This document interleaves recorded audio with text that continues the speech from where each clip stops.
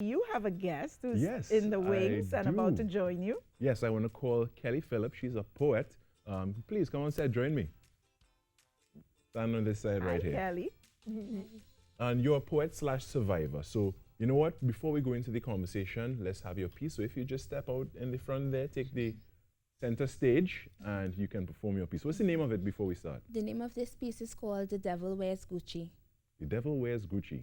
Expensive taste. Go ahead, Kelly. 6 feet with a six-pack making six figures.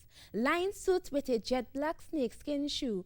Well-groomed, skin smooth, quite the charmer, go-getter attitude. I was pursued. Something about him like the chase. Like a lion with his eyes locked on his prey, I remained on his radar. Trying to get away, but I could never get further.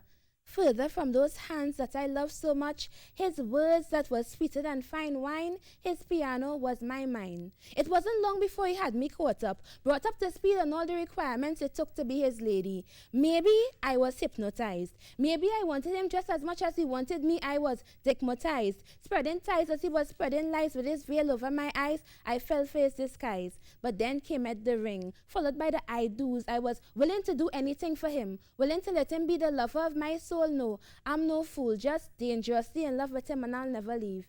I refuse to believe that I was deceived by the man that I loved at first sight. Regardless of the many eye discolorations, dislocated shoulders, being knocked into a coma, I couldn't leave my soulmate. Do you know how hard it is to find a good man in this world full of zessers? So I tolerated him. Coming home to him doing threesomes. Him telling me to sleep on the couch wasn't too bad. Not like if he told me to leave our house. I mean, he just wanted me to sleep there till he's over. But would it ever be over? I feel as though I am trapped in a maze, only dead end. This man already have a coffin with my name on it. I have to submit to his authority, though the authorities didn't take my complaints seriously. Nowhere to run. How can I allow this to happen? If he beats me, use excessive force. Later on, he'll call me his lover, make me dinner. Straight from my mother's house, I went into his. Blinded by the fact that it would turn out like this, I dreaded walking down that hall of shame, so I kept my mouth shut and remained with him. Every day I put an X on the calendar. Eager for my death to end this I do contract, cause if I pack, he go break my back. I don't want it to end like that. If I leave, he go win my back. This relationship is a boogie trap. Looks really deceiving. I can't believe that I fell for that heathen. The song that he breathing just makes my blood cringe. I wish it wasn't like this. But I've made my bed and I have to lie in it. I have to cry in it. And maybe one day I'd have to die in it. Because I chose his good looks, not seeing the lie in it. Just like the wheels of the bus would go round and round, the cycle of abuse will go on and on. If you refuse to open your eyes, remain blinded by lies, spreading ties and allowing yourself to become demonetized. Silence didn't save me. Now I face a life sentence with the devil who wears Gucci. Wow. Kelly, a very powerful and telling piece, and I don't know who is watching this morning, but hopefully it speaks to someone. And, to really put the message out there that, the looks and the smooth words and the material things are not worth the cost of your safety, your life, and everything else that comes with it. Yes. And so now we understand, why you're noted here as a poet, yes, and survivor. Yes. Because, it's very, very telling, as I mentioned, that, like you had gone through a horrific experience with someone who is supposed to be the one that you love the most. And, as they say, people that you love the most, sometimes the one that could hurt you. But tell us a little bit about yourself.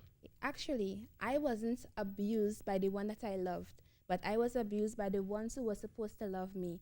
You see, I was a survivor of sexual and physical abuse since I was the age of 4 years old.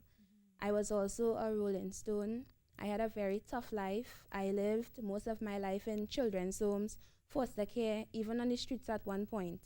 But through it all, writing was always a survival skill to me. It was really God and that gave me the energy to really go on. I encouraged myself to live. I encouraged myself to fight because, I grew up with so much negativity, and the only thing positive that I really had going for me was writing. So I would write and encourage myself. If I really tell you, like, my journey, we would be here whole day, and this would be a never-ending journey. But through it all, I really had a hard life, as mentioned, of physical and sexual abuse I suffered for many years. But through it all, God has kept me, and I intend on using, my story and everything that I passed through to help put value into the lives of others, because I believe that what I went through, and I am alive, I was born on purpose for a purpose, and I believe that me being alive, I can then be an encouragement and an inspiration to so many survivors out there. And you already are. You definitely are. Thank you. And what would be your single message that you would give to anyone who is still in a circumstance like that? Okay. I would encourage you to not to give up, because, trials is basically like a battleground that, you're still stronger. And sometimes when you are in situations, you feel like if there's no hope, but there's always hope. And, if you're going through a situation right now and perhaps it's probably abuse and you're afraid to speak up, I would encourage you to talk to someone. Don't keep it to yourself. And just remember that you too will have a testimony, just like how I am here, being an encouragement to you. Whatever you are going through, who knows, it can be a testimony to somebody who are going through as well. So don't give up. Wow, Kelly, definitely. I would say not just a survivor, but an inspirer. That's right. Definitely. And Yeah. a conqueror. Mm-hmm. Yes, I am. Definitely. Well done, Kelly. So Kelly very well Phillip. done, and thank you for joining us this morning and You're sharing welcome. your story and sharing your work with us. You're And, welcome. and bringing our show to such a strong and powerful end this morning. I'm sure you've inspired somebody outside there. Oops. All right, so we want to thank you, Kelly.